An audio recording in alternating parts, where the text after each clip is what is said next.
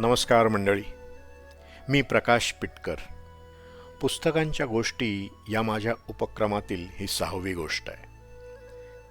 आज मी रारंग ढांग ह्या पुस्तकाबद्दल बोलणार आहे. पुस्तकाचे लेखक आहेत प्रभाकर पेंढारकर. पुस्तक 1981 साली मौज प्रकाशनगृहाने प्रकाशित केलं. गोष्टीची सुरुवातच आपल्याला हिमालयात घेऊन जाते, अगदी खोलवरच्या हिमालयात, किन्नौरमध्ये. खाली दूरवर ध्रुंकार करत वाहणारी सतलज आणि पहाडावरून जाणारा नागमोडी रस्ता. वळणावर कुठेतरी पडत असलेली धबधब्याची धार. जीप भिजून चिंब होत होती. रस्ता अरुंद होता. खाच खळग्यांमुळे सतत हादरे बसत होते. प्रत्येक वळणावर गाडीतल्या सामानाची, माणसांची स्थिती खुळखुळ्यातल्या खड्यासारखी होई. रामपूरपर्यंतचा प्रवास ठीक झाला, पण पुढे मात्र ताशी 15 मैलांचाही वेग राहिला नाही. एका वळणावर ज्ञानचंदने जीप बाजूला घेतली आणि थांबवली. साहब, अभी आता हूं. हमारे सूबेदार मेजर साहब की ये जगह है, उनको सलाम करके आता हूं. आजूबाजूला कुठेही बरॅक नव्हती, तंबू नव्हता, मनुष्यवस्तीची कुठलीही निशाणी नव्हती. ज्ञानचंदनं तिथलीच रस्त्यालगतच्या झुडपावरची 4 फुलं खोडून घेतली आणि रस्ता ओलांडून तो खाली उतरू लागला. विश्वनाथ पण गाडीतून उतरला. ज्ञानचंद उतरत होता तो उतार मोठा होता. उतारावर पायऱ्या खोदल्या होत्या. ज्ञानचंद त्या भराभर उतरून खाली गेला. तिथे एक लहानसा दगडी चबुतरा होता. त्या चबुत्र्यावर त्यानं फुलं ठेवली. क्षणभर तो स्तब्ध उभा राहिला, डोळे मिटून. मग त्यानं सलाम केला. मागे वळून बघतो तो विश्वनाथ देखील खाली आलेला होता. विश्वनाथनं जवळून चबुत्रा बघितला. त्यावर चुन्यानं सफेद अक्षरं लिहिलेली होती. सूबेदार मेजर प्रताप सिंह. ये है आपके सूबेदार मेजर साहब? हाँ जी. यहां क्या कर रहे थे? चलिए साहब, रास्ते में बताता हूं, लंबी कहानी है. सूबेदार मेजर प्रताप सिंग मोठा राजा माणूस. हाताखालच्या लोकांवर जसा त्याचा वचक तशीच मायाई. 6 फूट उंच, ताठ, मोठा करारी आणि दिलदार माणूस. त्यांच्या हाताखाली काम करणाऱ्या माणसांची तशीच शान असायची. एकदा कंपनी रेझिंग डेचा मोठा सुंदर कार्यक्रम झाला. रात्री बडा खाना झाला. रम ही होती. इतक्या दिवसांचा ताण संपलेला. कोणी जादा घेतली. सगळे जेवले आणि मग बिछाण्यात पसरले. रात्री कॅप्टन साहेबांनी सुभेदाराला बोलवलं. दुसरे दिवशी पहाटे ट्रक दिल्लीला जायचा होता. त्यात सामान भरण्यासाठी त्यांना फटिंग पार्टी हवी होती. सुभेदार साहब म्हणाले, अब तो सब जवान सो गए, तो उनको जगाइए. ये नहीं होगा साहब, चाहे तो कल सुबह सामान भर दूंगा. एकदा नाही म्हटल्यावर सुभेदार साहेब कोणाचं थोडीच ऐकणार. गरम मिजासीचा माणूस. कॅप्टन ही गरम रक्ताचा तरुण माणूस. खरं तर छोटीसी बात, पण तो कॅप्टन एकदम बोलला, ये काम नहीं होगा तो मैं आपको चार्जशीट कर दूंगा. दुसऱ्या दिवशी सुभेदार साहेबांना चार्जशीट केलं गेलं नाही. पण एवढ्या छोट्या गोष्टीनं त्यांच्या नावापुढे धब्बा लागला तो कायमचाच. त्यांच्याबरोबरचे लोक पुढे गेले. काही मागून येऊन वर गेले. पण सुभेदार साहेबांना काही पुढचं प्रमोशन मिळालं नाही. शेवटी वाट बघून ते निवृत्त होण्यापूर्वीच्या रजेवर गेले. रजेवरून परत कामावर हजर होण्यासाठी ते मुखेरियाहून निघाले आपल्या गावावर. त्याच दिवशी संध्याकाळी घरी तार आली, प्रमोशन मिळालंय, चार्ज घ्यायला लवकर या. घरी आनंदी आनंद झाला. मोठी पूजा घातली गेली. गावातले सगळे नातेवाईक जमले. सुभेदार साहेबांची इतक्या वर्षांची इच्छा पूर्ण होणार होती. सुभेदार साहेबांना मात्र हे काहीच माहीत नव्हतं. ते ड्युटीवर रुजू होण्यासाठी चाललेले. ट्रकच्या पुढच्याच सीटवर ड्रायव्हर शेजारी ते बसले होते. आपण थांबलो ना, तिथं ट्रक आला आणि एकाएकी स्टिअरिंग रॉड तुटला. ट्रकचं स्टिअरिंग व्हील रोड रोलरच्या स्टिअरिंगसारखं गरगर फिरू लागलं. ड्रायव्हर गडबडला. गाडीवरचा त्याचा ताबा सुटला. सुभेदार साहेबांनी त्याला धक्का दिला आणि बाहेर ढकलला. ड्रायव्हर वाचला, पण ट्रक 600 फूट खाली सतलजमध्ये कोसळला. 2 दिवसांनंतर सुभेदार साहेबांचं शव हाती लागलं. शेवटची ख्वाहिश अधुरीच राहिली. चार्ज न घेताच सुभेदार साहेब गेले. ज्ञानचंद बोलायचं थांबला. विश्वनाथनंही काही विचारलं नाही. काही मिनिटं तशीच गेली आणि मग ज्ञानचंदने एकदम विचारलं, साहब, एक बात बताइए, जब आदमी मर जाता है तो उसका क्या होता है? त्या माणसाची राहते फक्त यादगारी. एक असा चौथरा, त्यावर सफेद अक्षर. साहेब, एका मैलाचे फरलांग 8, पण इथं एका मैलात असे किती चौथरे उभे राहतील त्याचा हिशोब नाही. इथं रोजच लढाई. कोणत्या तरी दगडावर तुमचं नाव लिहिलेलं. कुठून तरी येऊन तो तुमच्या डोक्यावर कोसळेल. बसल्या जागी खेळ खलास. कुठल्याही वळणावर ब्रेक फेल होतील, रॉड तुटेल, ॲक्सल मोडेल, काहीही होईल. एखाद्या वळणावर मृत्यू तुमची वाट पाहत उभा असेल. पटकन गाडीत चढेल, तुमच्या शेजारी येऊन बसेल. काही वेळ प्रवास चालू राहील आणि मग तो म्हणेल, चलो दोस्त, टाइम खत्म हो गया. आणि मग राहील काय? एक चबूतरा यहाँ, और गांव में अपने बाल बच्चे, बीवी और शायद बूढ़े माँ बाप. पुस्तक मी पहिल्यांदा 83-84 साली वाचलं असावं. सुरुवातीच्याच या अतिशय वेगळ्या भावूक गोष्टीनं माझ्या मनाचा जो ताबा घेतला तो आज तागायत तसाच आहे. विश्वनाथ मेहेंदळे हा वेगळा माणूस मनात कायमचा विसावला. अर्थात पुस्तकातल्या सगळ्याच गोष्टी. तोपर्यंत हिमालयाबद्दल मला काहीच माहीत नव्हतं. पुस्तक वाचल्यावर हिमालयाचं एक विलक्षण असं आकर्षण मनात चांगलंच रुजलं. दुसरं म्हणजे पुस्तकानं विश्वास मेहेंदळेनं चारित्र्याचा मोठा संस्कार दिला. माझ्या वयाच्या 23-24व्या वर्षी तरुणपणातच पुस्तकानं इतका सुंदर प्रभाव पाडला की ते असं एक वेगळं देणंच मला मिळालं. पुस्तकानं मला कायम चांगल्या वाटेवर ठेवलं. त्यानंतर बहुतेक पुढच्याच वर्षी मी कुमाऊ हिमालयातल्या पिंडारी आणि कफनी ग्लेशियरच्या ट्रेकला गेलो होतो आणि माझं हिमालयात जाणं सुरू झालं. ते आज तागायत चालू आहे. गोष्टीतली रामपूर बुशायर, नारकंडा, किन्नौर कैलास ही सगळी ठिकाणं मनात रुंजी घालणारी. ती मी बघितली 1998 साली. शिमल्याहून किन्नौरमधलं खूप उंचावर वसलेलं कल्पा हे 250 किलोमीटरवर गाव आहे. त्यावेळी शिमल्याच्या सगळ्यात वरच्या भागात रिबोली नावाचं थिएटर होतं. आज आहे की नाही माहीत नाही. त्याच्या बाजूला असलेल्या एस टी स्टँडकडून पहाटे 5 वाजता कल्प्याला जाणारी एकच बस होती. त्याच बसने आम्ही कल्प्याला गेलो.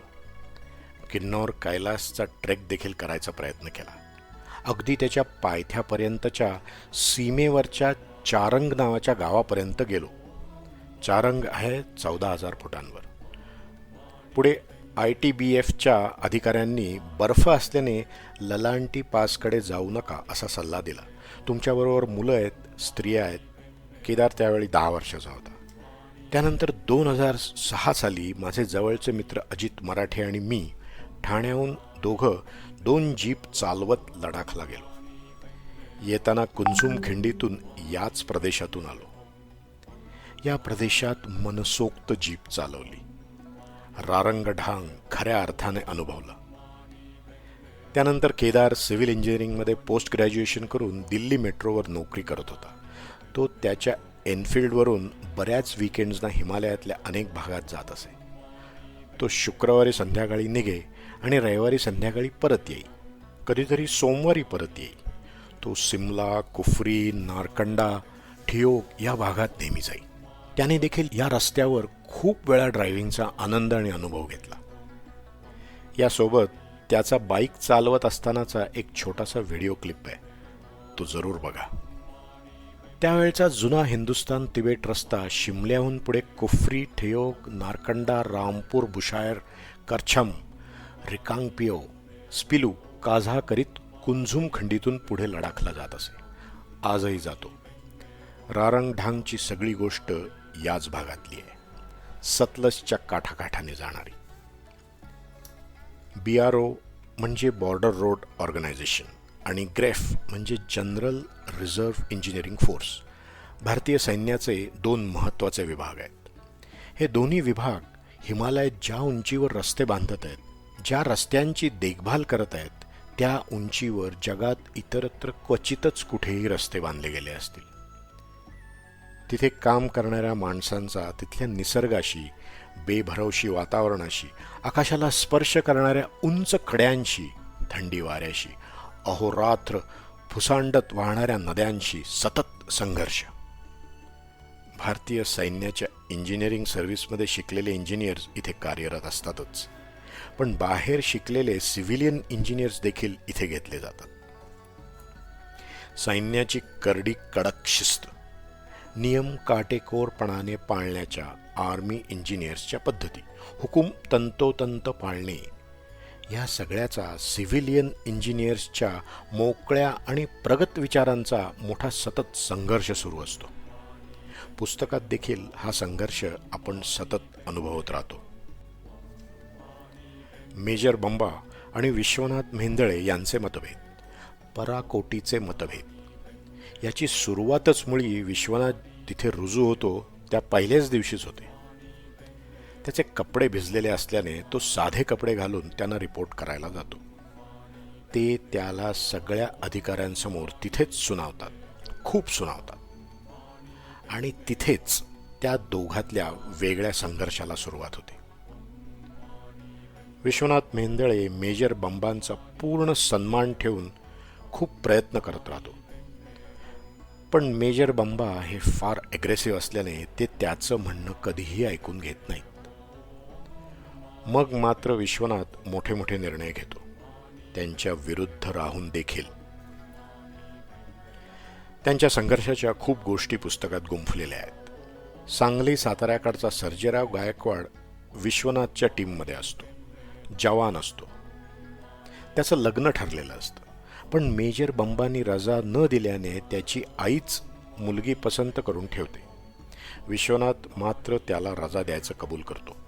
नुसतीच रजा द्यायचा विचार करत नाही, तर त्याची मैत्रीण असलेल्या उमाला पत्र लिहून सर्जेरावसाठी चांगली भेट घ्यायची देखील विनंती करतो. खरं तर अगदी छोटीशीच गोष्ट, पण त्यात आर्मीच्या शिस्तीची गोष्ट आणून मेजर बंबा विश्वनाथशी फार वाईट वागतात. या सगळ्या गोष्टींमध्ये विश्वनाथचा सिनियर असलेला, आर्मीतच शिकलेला सुकुमारन नायर याची फार पंचाईत होते. त्याला विश्वनाथचं म्हणणं बऱ्याचदा पटत असतं. त्यांची वैयक्तिक पातळीवर सुंदर मैत्री असते, पण सुकुमारन बंबांना खूप घाबरत असल्याने तो अनेकदा कात्रीत सापडत राहतो. तरी विश्वनाथ मिनू खंबाटा यांच्याबरोबरची त्याची मैत्री नेहमीच उबदार राहते. बांबूमध्ये त्याने केलेल्या पुट्टूचा सगळे आनंदाने आस्वाद घेत असतात. मेजर बंबा यांच्याबरोबर विश्वनाथचे जरी मतभेद होत असले तरी त्याचे तिथल्या सगळ्या स्टाफशी, सर्जेरावशी, बहादूरशी, हॉटेल चालक गोविंदरामशी फार सुंदर आणि चांगले संबंध असतात. अगदी नेपाळहून आलेल्या बहादूरच्या कामगारांशी देखील. ज्या कड्याखालून रस्ता बांधायचं काम विश्वनाथला देण्यात येतो तो रारंग ढांग. स्थानिक भाषेत मोठ्या कड्यांना ढांग असं म्हटलं जातं. त्या रारंग ढांगची विश्वनाथ बारकाईनं पाहणी करतो. त्याच्या अनुभवाप्रमाणे त्याला काही शंका येतात. तिथे आधारासाठी पिलर्स बांधावे लागतील असं त्याला वाटतं. म्हणून तो तिथल्या सॉईलचे सॅम्पल हेडक्वार्टरकडून मागवायची परवानगी मागतो. अर्थात मेजर बंबा त्याला नकार देतात. वेळेत काम होणं गरजेचं आहे असं सांगतात. विश्वनाथ खूप प्रयत्न करतो, वेळेत काम पूर्ण होईल याची ग्वाही दर्शवतो, पण ते ऐकून घेत नाही. मग विश्वनाथ सरळ डिव्हिजनच्या मुख्य असलेल्या कर्नल राईट यांच्याकडे जातो. खरं तर आपल्या बॉसच्या मताविरुद्ध तो त्या डिव्हिजनच्या प्रमुखांना भेटतो. ते बंबांना अजिबात आवडत नाही. शेवटी त्या कड्याखालून रस्ता जायचा असतो तिथे पिलर्स उभे न करता रस्ता बांधला जातो आणि तिथेच वरचा कडा कोसळून 6 जण मारले जातात. त्यात सर्जेराव देखील मरण पावतो. दुर्दैवाने विश्वनाथची जी शंका असते ती खरी ठरते. रारंग ढांगाचा त्या कड्याचा तोच भाग जो त्याला धोकादायक वाटत असतो तोच कोसळतो. अपघात झालेल्या त्या जागी नंतर विश्वनाथ मेजर बंबा यांना न विचारता 6 पिलर्स बांधतो. सुभेदारांसह सगळी पार्टी जीवाची बाजी लावून काम करते. मेजर बंबा प्रचंड रागावतात. विश्वनाथवर सैन्यातल्या सामानाचा गैरवापर केला म्हणून कोर्ट मार्शल भरवतात.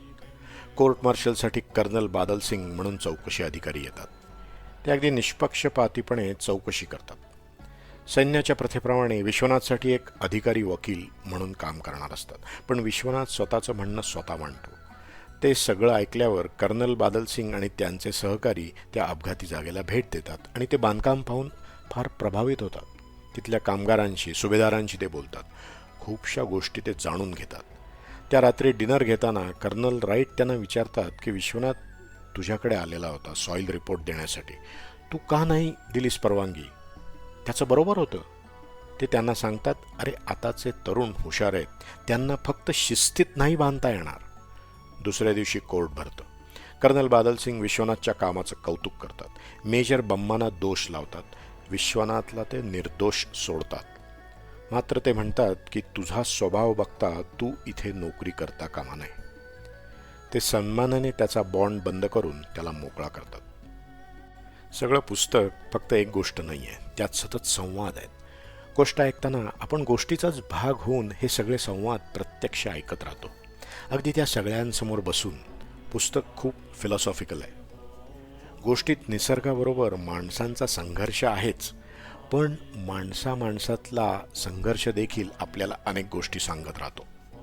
कर्नल राईट, मेजर बंबा, सुकुमारन नायर, ज्ञानचंद, बहादूर, गोविंदराम, अतिशय दिलदार स्वभावाचा कॅप्टन मिनू खंबाटा, असे अनेक जण आपल्याला भावत राहतात. विश्वनाथचा स्वातंत्र्य सैनिक असलेल्या रत्नागिरीत राहत असलेल्या आपल्या बाबांबरोबरचा पत्रव्यवहार देखील आपल्याला जीवनाची अनेक मूल्ये सांगत राहतो.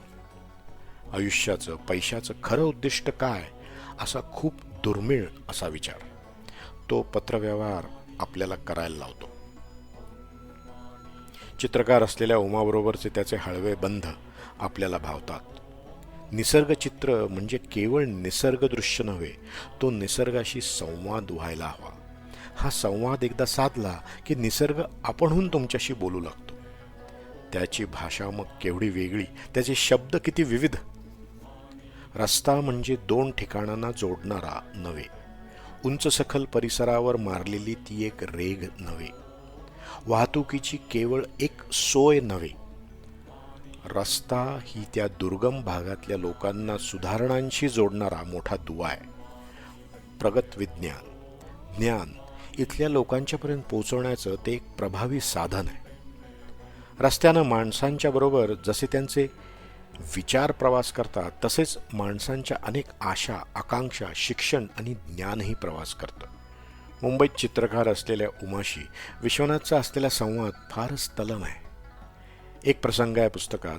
विश्वनाथ असाच एक दिवस रारंग ढांगात जातो. तिथे त्याचा पाय घसरतो.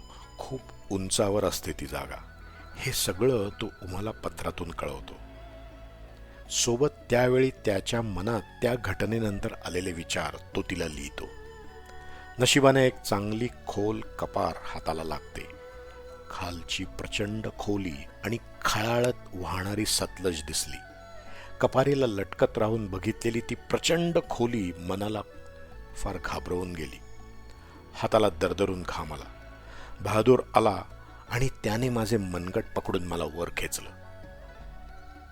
जगातलं सगळ्यात मोठं आश्चर्य. जन्मापासून मृत्यू सोबती असतो. मुंबईसारख्या शहरात त्याचा विचार करायला कुठे वेळ असतो. इथे मात्र त्याचं अस्तित्व रोज जाणवतं, रोज विचार करतो. आजच माझा पाय घसरला, मात्र बचावलो. उमा हे पत्र वाचते. तिच्या मनात विचार येतात. या मुलख्या वेगळ्या तरुणाला कल्पना येईल का की त्याची पत्र वाचून किती ताण येतो ते. मुंबईतली इतकी चांगली नोकरी सोडून का गेला तिकडे हिमालयात. आपण देखील या सगळ्या विचारांमध्ये हरवून जातो. पुस्तक अगणित वेळा वाचलं. किती जणांना ते भेट दिलं त्याचीही गणती नाही.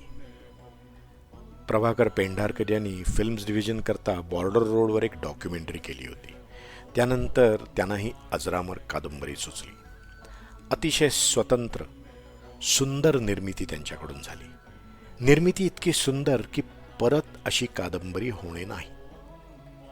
रारंगढांग. खरंच वर्षानुवर्ष आपल्या सगळ्यांच्या मनात कायम गुंजत राहिलेली गोष्ट.